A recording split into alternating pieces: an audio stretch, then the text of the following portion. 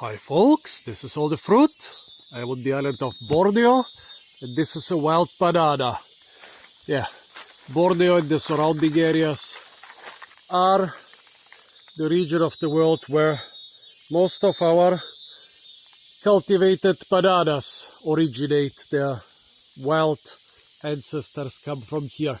I'm in the jungles near the small town of Blaga, and yeah, this is an old forest road which is being maintained by the local Orangulu because it leads to a couple huts in the mountains. And pretty much everywhere along those roads there are bananas. And this type of banana is the most common one. Here around Blaga it hybridizes with some other bananas. I've seen hybrids between this and the Borneo hairy banana. I've seen hybrids between this and some of the cultivated bananas in the garden. So here basically in those jungles banana evolution is happening. This is very interesting, especially considering that the Cavendish banana, which today dominates the world banana cultivation and trade, is threatened by some diseases and people look for a replacement. So here basically we have a natural laboratory in those mountains of Borneo with different wild species and also cultivated banana cultivars are hybridizing. But this is the wild one. I still haven't figured out what it is. What is very visible about this one is that the fruit are very thin, almost pencil thin. Look at that. Very thin, cylindrical, tapering very quickly. Here we have, well, this is one plant which got basically destroyed. I don't know how. And the fruit, no, tastes like nothing. Tastes like very astringent cucumbers. But here I think I found one which ripened more or less naturally. So I'm gonna try those bananas. Here you see a cluster of bananas. This is basically one plant. Each stem produces one bunch of bananas and then dies to make space for the next bananas. And bananas are harvested by cutting off the stem with a still unripe banana. Now I will cut off the dead stem with the already ripe banana. Come on, drop. It's just being held by the old leaves now. Okay. So let's get this cluster of thin finger-like bananas. Last year I think, despite seeing thousands of those plants, I couldn't find a single ripe one.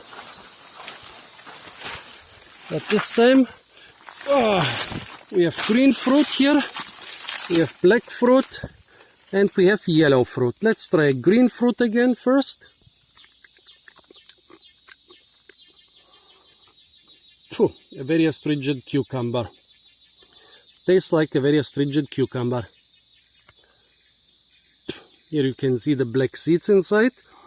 Of course, wild bananas have seeds, but in most modern cultivars, they have been bred out. Here in Southeast Asia, you can encounter bananas that still have seeds, which are being cultivated and sold on the market. Well, the black ones, I don't think that I should eat that. But here it seems that it's quite easy to remove the seeds and the worms from the black ones. Oh, those worms are jumping. Crazy. One of those worms, no, here it jumped again. Look at them, and they are jumping like, some of them are jumping like 20-25 centimeters, while others are not jumping at all. I hope you could see some of them jumping here. Whew. Can you see those worms jumping really far? Well, I guess that's a way to prevent being eaten. Well, let's get a couple more worms out here. This is what? This is totally unexpected, folks. Well, here are the jumping banana worms. And here are the seeds in this brown mass. Well, now to the interesting part. Well, 1, 2, 3 more or less ripe bananas, so it's very hard to rip off, well, not very hard, but it's hard to rip off the green bananas. They rip off with a audible sound. But here is a half ripe one, which came off quite easily. Definitely banana flavor.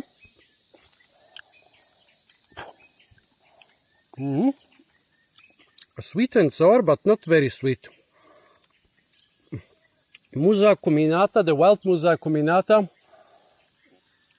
or even the Bordeaux hairy banana are much tastier. They're actually tastier than banana cultivars, and the biggest problem about them are the seeds. If I had no seeds, I would prefer them to any banana cultivar. This banana is definitely ripe enough. Look, the flesh is soft and comes out easily. That's what the banana flesh looks like. Tasty enough, but not very sweet and not as tasty as other wild bananas. Now let's try them. More ripe ones. Banana flavor stronger. Sweetness a little bit stronger. Yeah, this one is nicer. Still not as nice as other wild bananas. Now one pretty overripe one. Almost no sourness, a little bit more sweetness and banana flavor, but still, yeah, definitely something you could suck. Oh, look at those ants. I don't know if they got scared by me bringing this banana here, if they got threatened by the banana seeds, or if they are hunting for the banana worms. Oh yeah, some of them are hunting for the banana worms, which are jumping, but I don't think they can escape so many ants. Look, here the worm is jumping while the ants are attacking it. I don't know if they are attacking the worms because they consider them a threat or because they consider them food, but at the end, basically every threat to an ant colony ends up as food. Well, sorry for this scene. I didn't plan to feed banana worms to the ants. Let's try another ripe banana. Maybe there is something even more ripe here. Well, this is definitely overripe. I'm not gonna eat this. Nope. So folks, finally I managed to find the ripe pencil banana. That's what I started calling them over a year ago. Yeah.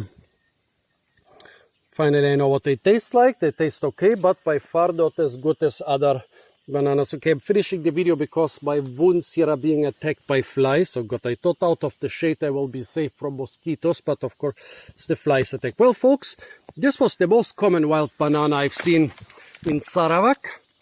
Not everywhere around Bordeaux, but the most common banana I've seen in Sarawak.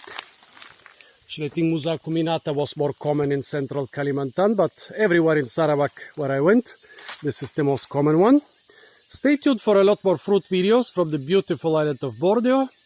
And don't forget to like, share, comment and subscribe.